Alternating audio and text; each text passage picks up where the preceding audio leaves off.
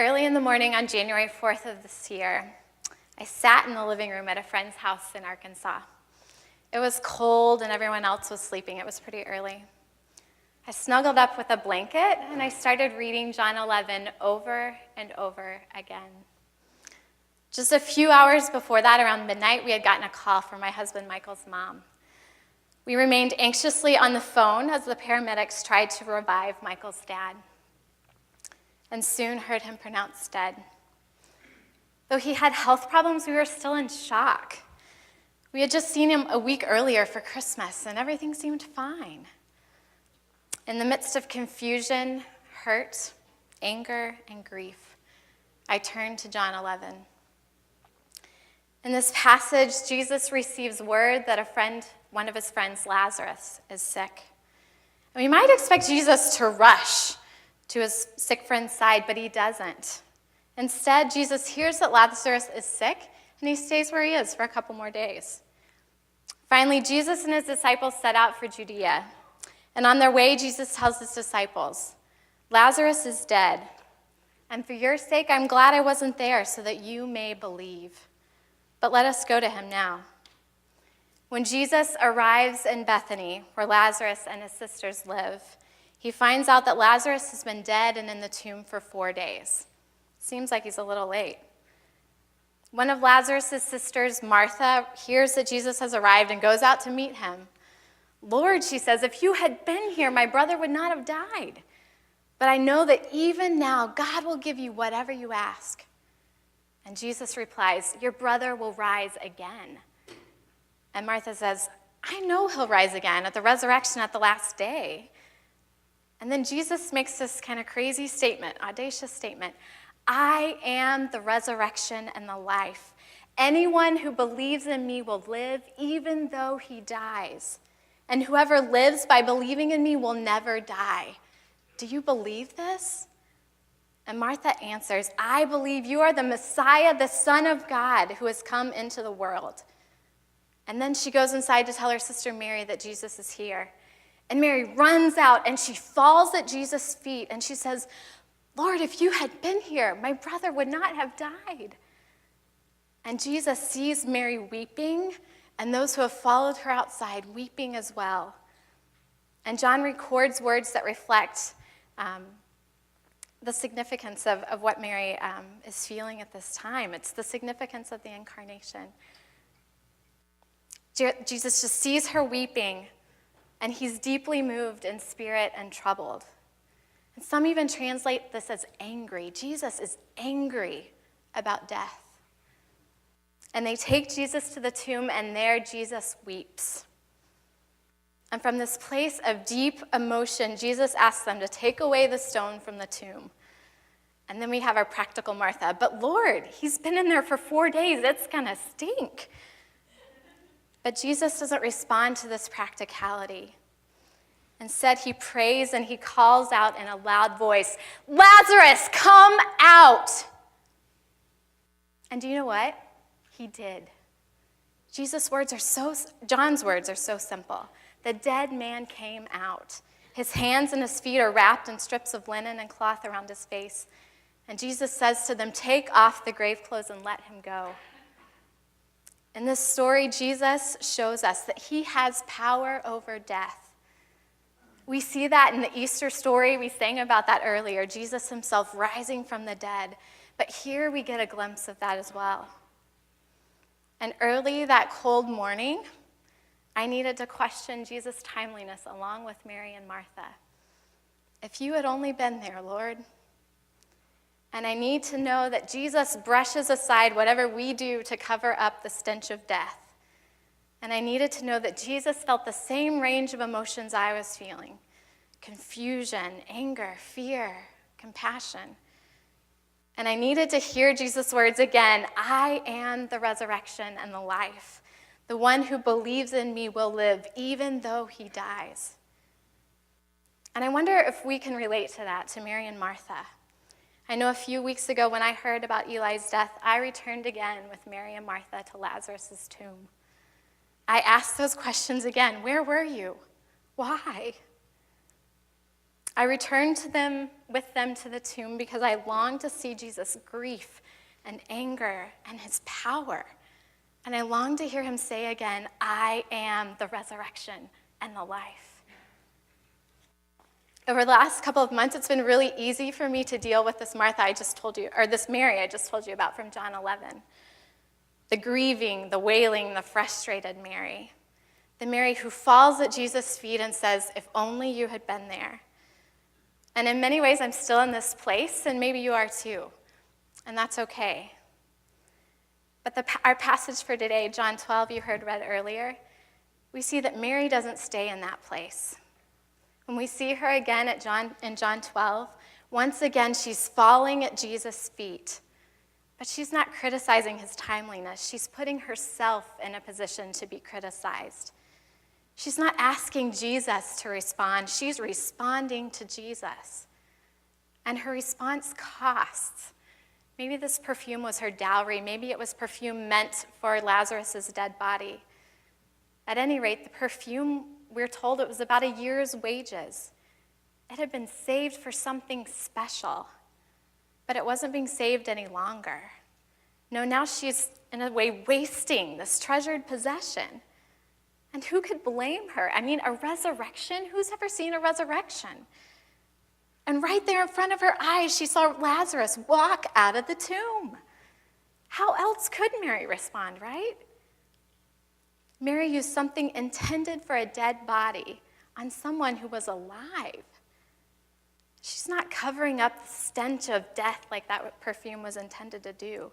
She's celebrating the resurrection and the life. Like Mary, I've been confronted with death, but I've also been confronted with life. And I'm confronted with this question, how will I respond? In our passage for today, we're given a couple of examples of how people respond. And I don't want to admit it, but sometimes it's easier for me to relate to Judas, to question the expense of Mary's act. I'm sure he had some selfish motives going along with that. But clearly for Judas, it was a waste. Why didn't she sell the perfume and give the money to the poor? Or why didn't she give the money to Jesus to use for whatever he thought it should be used for? Why did she just dump it on his feet? Why was she wasting it? And John's answer to this question is clear in the story. John makes several connections between chapters 11 and 12 that we really need to see. Both of these introductions point to one another. One points forward and one points backwards. The introduction to John 11, John points forward, and John says, this Mary, whose brother Lazarus now lay sick, was the same one who poured perfume on the Lord and wiped his feet with her hair. So pay attention to this next story. And then in 12, John points backwards and says, 6 days before the Passover, Jesus came to Bethany, where Lazarus lived, whom Jesus had raised from the dead. Remember that story you just read? These characters are connected. And we don't know how much time passed between these two stories, but John wants us to make the connection with these characters. This Mary who questioned Jesus, Lord, he's already dead. Where were you? This Mary who watched Jesus raise her brother from the dead. This Mary responded with extravagant belief in Jesus, anointing him with perfume. We see Mary responding in John 12 to who she experienced Jesus to be. Mary saw and experienced Jesus as the one who weeps with her, as the resurrection and the life, as the one who has power over sickness and death. Extravagant belief is not something we can muster up ourselves. We can't will ourselves to have extravagant belief. It is in response to who Jesus is. It's in response to his work in our lives. It's in response to the work of the lives that we see around us and in our world. And this extravagance, it doesn't make sense to the world around us. Remember Judas questioning Mary? What in the world are you doing? Why are you pouring that on his feet? It's expensive. What are you doing? It doesn't make sense to the world around us that's thirsting for attention. But attention-seeking is not the way of the kingdom. Humility is. We see Mary as a character in the gospel. She falls at Jesus' feet a lot. It's kind of her place to be, is at Jesus' feet. In John 11, we saw her rushing out to meet Jesus and falling at his feet. In Luke 10, she's sitting at Jesus' feet, listening to his teaching. And here in John 12, we see Mary again at Jesus' feet, pouring perfume on his feet, wiping his feet with her hair. In each of these situations, Mary is in a posture of humility, of submission, of lowering herself to the position of being at someone's feet. And if we're honest, this is pretty hard to do. I don't think I'm alone in saying that. It can be a temptation for my acts of faith to be places where I pursue attention for myself. Look at how I'm sacrificing. Look at how I'm worshiping. Look at how I'm serving. Pat me on the back. Praise me. Affirm me. See me. But this isn't the response we see from Mary. In fact, we don't actually hear Mary say anything in John 12. We hear Judas criticize, we hear Jesus respond, but we see Mary anointing, sacrificing, giving extravagantly, humbling herself. And even though her heart was pure, she still was garnering negative attention from Judas. And if we're honest, we'll say that we actually feed on the attention of others a lot more than we realize, whether that's negative or positive. But in this passage, we see Mary not thirsting for attention of others, but responding to Jesus in a posture of humility. And we, like Mary, are called out of a world that's thirsting for attention and into a kingdom of humility. But we're also called out of a world of extravagant living and into a kingdom of costly, extravagant belief. We live in a culture that sings the message of the American dream. I mean, it's everybody's dream, right? A good, high-paying job, a house with more space than we need, a car, kind of status symbol on wheels, right? Not my station wagon, but, other people may think that. The latest technologically savvy device that will clearly make our lives better. Money to buy the things that we need and money to buy the things that we want. It's our right. And I'm not saying that all of these things are bad, but if we're not using all of our resources, all that we've been given, recognizing that as a gift from God to further the kingdom, if we're not giving everything that we have in service to our King, all of our intellect, our money, our relationships, our time, our very lives, then we have wasted our lives. We're called out of a world where we lavish extravagance on ourselves and into a kingdom where we lay that at Jesus' feet, where we put all that we have at Jesus' feet. And we fill the air with this sweet smell. And this, friends, is extravagant belief. Wasting our lives for Christ is the only way that we can really not waste our lives. This response to Jesus' work in our lives, it's foolishness to those who don't believe, and it's a wasteful stench to the world, but it's a sweet aroma to God. Extravagant belief is costly, and the gospel writers make this clear. If you really want to follow Jesus, if you really want to respond to the work of Jesus in your life, it's going to be costly. When I was a summer missionary in Taiwan in college, I wrestled with this idea a lot. I went through the Gospels and I underlined all of the passages where it talks about the cost of discipleship. And there are a lot of them, more than I was really comfortable with, actually. Whoever wants to be my disciple must deny themselves, take up their cross, and follow me. If anyone comes to me and doesn't hate father, mother, wife, and children, brothers and sisters, yes, even life itself, such a person cannot be my disciple. The gospel makes it clear it's costly. Mary's not giving Jesus her spare change in John 12. She's sacrificing a lot. An extravagant belief is costly. But that doesn't always mean financial cost. That may mean time. It could mean sacrificing what other people think of you. Mary was critiqued by Judas in front of everyone. And it could mean wasting your college years by the world's standards. When the world tells you to experiment, live it up, party, drink, enjoy, YOLO, right? Jesus says, No. Be formed into the image of Christ. Honor me with your studies. Serve one another. Extravagant belief is costly, and it doesn't always make sense to others.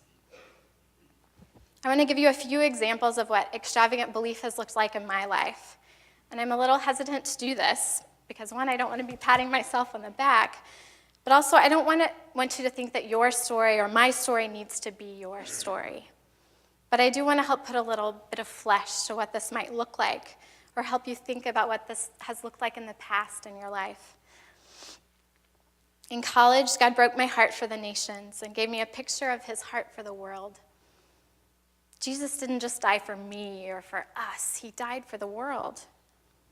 So I responded to what I was learning by giving up a summer to do overseas mission work. Then shortly after college, while my husband and I were in the thick of our first jobs, we began to understand in a new way that God is our provider. He's a provider of all that we have.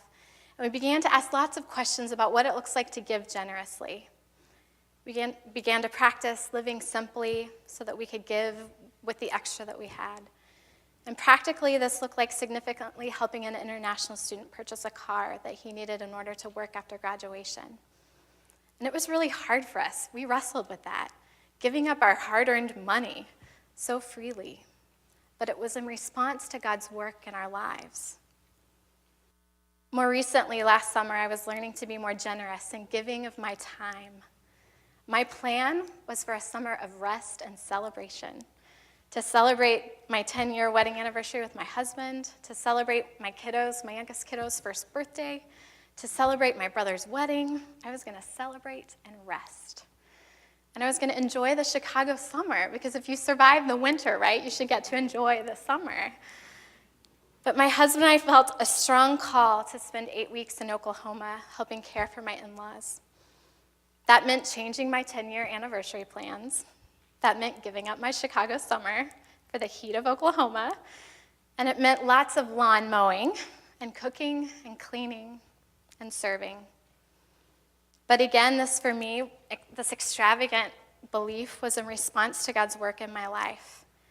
And now that my father-in-law has passed away, I'm so thankful that I responded obediently. Each of these at the time felt like kind of big things, significant sacrifices, expressions of extravagant faith. Each of those were decisions that we made in community in response to God's work in our life. However, we're not just called to extravagant belief in the big things, but also in the little things, in the mundane places of life. It might mean an extra $50 this month that someone else could use, trusting Jesus to provide for your needs as well as theirs. For us, sometimes that means welcoming people into our home for a meal, trusting that Jesus is the bread of life and will provide. Maybe that means freely giving of time to serve someone else. So I want us to think for a little bit this morning, what does that look like for you? What does it look like for you to respond to who Jesus is with extravagant belief? What does it look like to be called out of a world of attention-seeking and into a kingdom of humility? Maybe it looks like pursuing a position of service rather than a position of honor. What does it look like for you to be called out of a world of extravagant living and into a kingdom of extravagant, costly belief? Maybe it looks like faithfully pursuing your academic studies, not wasting the time and the opportunities you have at Trinity, so the Lord can use your knowledge and skills to transform lives. We're going to take a little bit of time to respond personally. I know Jonathan already shared that with you.